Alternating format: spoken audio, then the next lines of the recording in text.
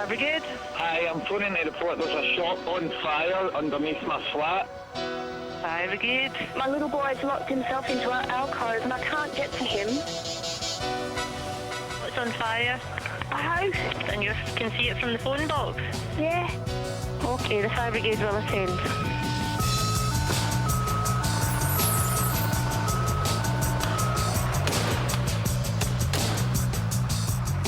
Strathclyde Fire and Rescue is one of the largest emergency services in Europe. It protects a population of 2.4 million and covers 14,000 square kilometres of West Scotland.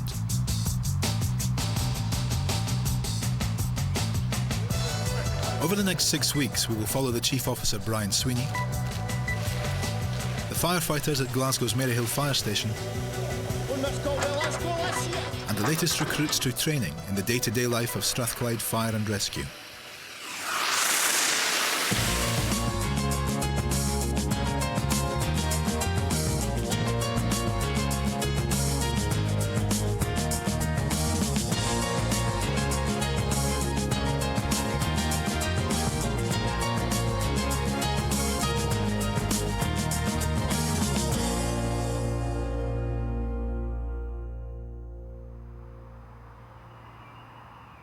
Fire Brigade. The Wellfield nursery's been setting fire again. What road is it on? It's in Edgefield Road. Right, OK, that's fine. The Fire Brigade will attend.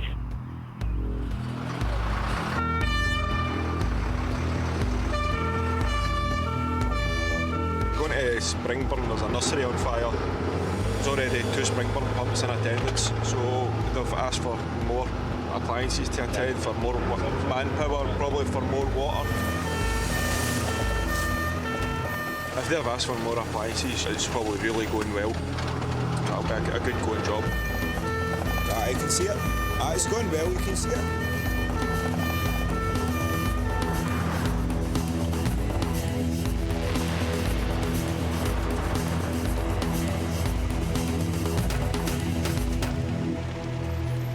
The building on fire is an old nursery school, unfortunately unoccupied.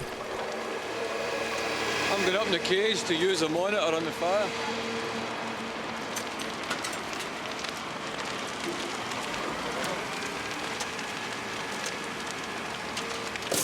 Right, start playing with that.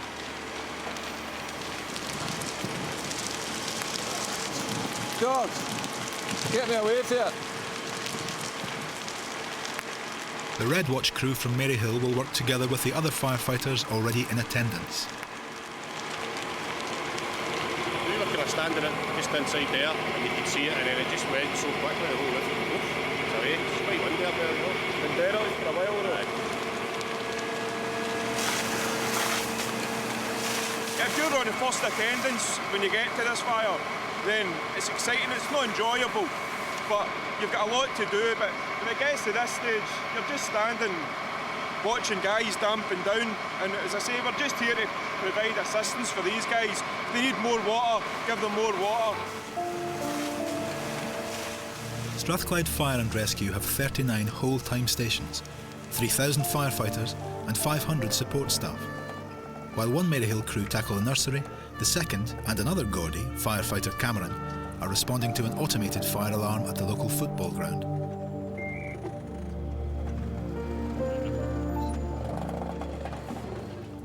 The match is over and the fans long gone, but the stewards are still facing problems.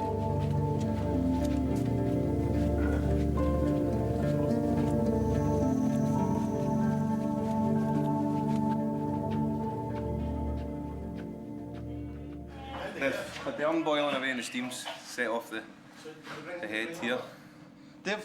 The girls put the burn in at half time, and they come in at half time, switch it off. The reporters have come in at full time and turned it up full. But something needs to be done because this is about 3 or 4 times it's happened. There's no in tomorrow. There's enough of this. And the boots want to be here, and it's another couple £100 because they try and do it. That's that. Dealt with. Right, mate, cheers. Thank you. See you later. Firefighter Gordy Cameron is a former amateur league footballer, and the stadium brings back memories. Partick Thistle play here, Glasgow Giants. I've played here, they kept the rugby goals up though when I played here. Take care. Cheers. Right, Thanks, cheers, boys. Thanks. The pressmen had went in and put the urn back on when it had been switched off and left it boiling. The steam set off the smoke alarms, so they've now lost their urn. The guy's taken the urn away and put it in the bin. Seemingly they've done this a few times, so they've now lost it. The guy wasn't too pleased.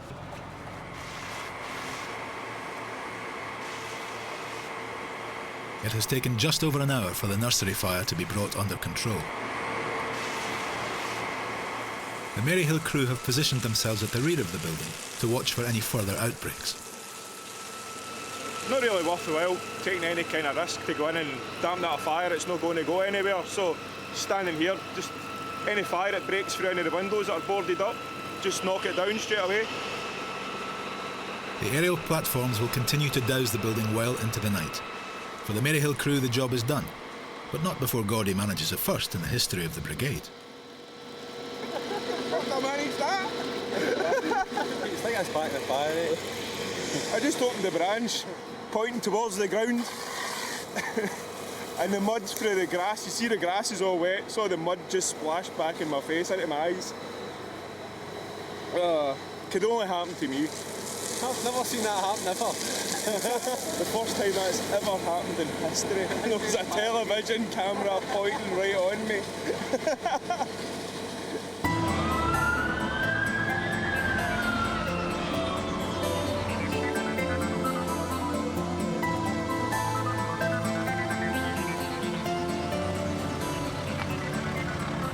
In charge of Strathclyde Fire and Rescue since 2004 is Chief Officer Brian Sweeney.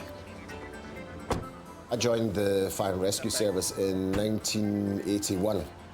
I had previously trained as a surveyor, so joining the Fire and Rescue Service was a bit of a departure for me.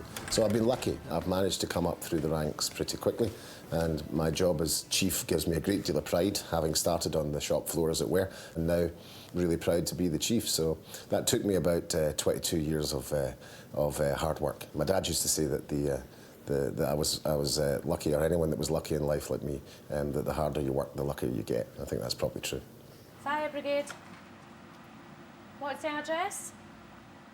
We have some 4,000 staff in Strathclyde Fire and Rescue, 3,500 of which are operational firefighting staff, and about 500 who are support staff, who basically make sure that those people get out the door and get out quickly.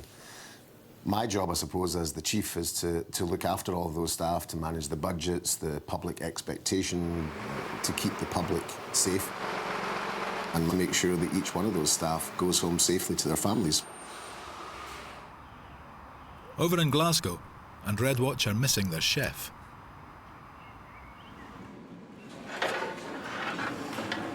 Like, come on, it's breakfast time. I'm fading away to nothing here. Because of the day there's no cook, I decided I would do it. You know, just so we're not off tomorrow with food poisoning in to Gordy. I'm a good cook. I'm not bad at cooking. I've bailed you out a few times. I'm not very good at cooking. I've got other assets in the watch. But, no, Gordy, you've just been... You're a bit fair on yourself. You're shite at cooking. Get it right. I honestly look forward to going to my work, just for the banter. I'm not going to say that I look forward to going to my work, you know, to go out and fight fires and serve my community, you know. I like that, you know what I mean, but I love going because I know, personally, like the watch I work in, you can find a funnier group of guys.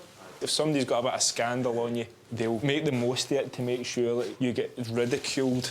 I would never. What's he doing? Brian, you want a beer set? Just a wee bit of smoke there, kind of help my things are dirty.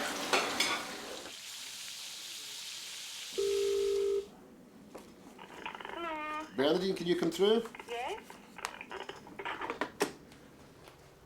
For the last few months, Brian Sweeney has been busy preparing for the arrival of the latest trainee firefighters. Thank you. Like any other organisation, people leave and have to be replaced by new entrants. This year, we have a particular peak because in 1976, a large number of firefighters were recruited because they reduced the number of working hours in the week, so we needed more staff. So all those class of 1976, 30 years on in 2006, now have to leave us. And so this time round, we've got 110 new entrants coming in to join us in the Fire and Rescue Service, 40 of which have to be trained in-house because the national institution can't cope. So first time in 30 years, we've trained our own recruits in-house. You're in a disciplined and uniformed organisation. You will not walk about with hands in pockets. If members of staff address you, officers or senior officers, you will answer them by sir. Everybody understand that? Doesn't matter whether you've been in the fire service for 6 minutes or 26 years. According to members of the public, you are firefighters. You reflect the service that you're going to represent. Be proud of the uniform. You're in one of the best services in the world. The Maryhill crew are responding to a call from a man trapped inside his house. Mr. Campbell, it's a fire brigade. We're just going to try and get access, okay? You're stuck in your bedroom. We just need to get some tools. We need to do a bit of work on your door. It's generally people locked out rather than locked in. I don't know why the guy's stuck in his bedroom. Nobody says whether he's bedridden or anything like that, so we'll find out when we get in. Who's the joiner? Oh, that nice tidy up. That's it. I was trying to do it as tidy as possible. Hello? His handle's blown off. The handle's broken off in the door. The arm's over last night. Cheers. What's your name? I'm on TV, am I? Smile. Mug of the week. Thanks very much, guys. Pleasure. Appreciate it.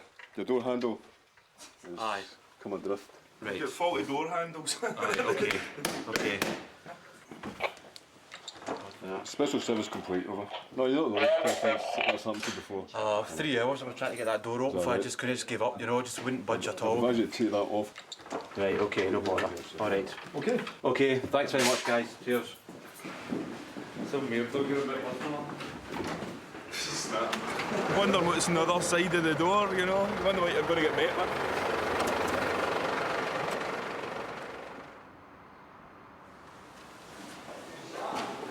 There are two sizes of fire helmet. There's the F1S, the F1E, otherwise known as wee head and big head. Many of the trainees have given up other careers to become firefighters. But first, they face a tough 12 weeks of physical and mental challenges to prove they can cope with the stress and pressures of the job. Everybody's keen to get their gear on and try it out. It's, I don't know how I feel. Excited. Starting to feel a bit like a firefighter. But this is only the beginning. I can't wait to get out and do the job for real. Is everybody quite happy? Well, that seems real now, doesn't it? More real. After 3 years trying, 34-year-old former social worker and mother of two, Sharon Caldwell, has finally been accepted. The thing that attracts me most to the job is obviously it's a physical job, it's an active job, and you're going to go to your work every day and not know what you're going to be doing. I thought my dad would be horrified, but actually my dad's first words were, I think that would be an ideal job for you. My mum was more, oh, is that a job for a woman and it's dangerous? She had reservations about it. My kids just thought it was absolutely fantastic. I need to get my dad's Boy Scout tips for handbags. I normally have a few things in a bag and that's me. Not used to all this gear.